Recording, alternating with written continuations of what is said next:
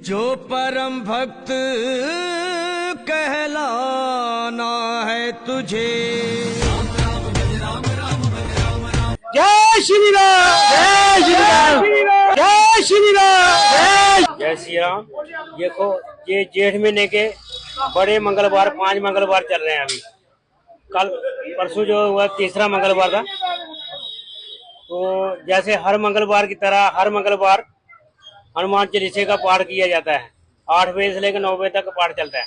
उसके बाद प्रसाद मंगाया, प्रसाद सबको दिया जाता है और सभी भक्त अपना आशीर्वाद लेते हैं और आशीर्वाद लेके अपने अपने घर जाते हैं। हमने 11 बजे मंदिर बंद करने के पहले सब भगवान का जैसे थे वैसे ही था। और सुबह 6 बजे मैंने मंदिर खोला, आके देखा तो मालाएं जो थी चढ़ी हुई थी, चांदी की माला थी वो भी टूटी हुई थी। जो मुकुट था वो भी नीचे गिरा था। चांदी का मुकुट था बड़ा, वो भी नीचे गिरा हुआ था।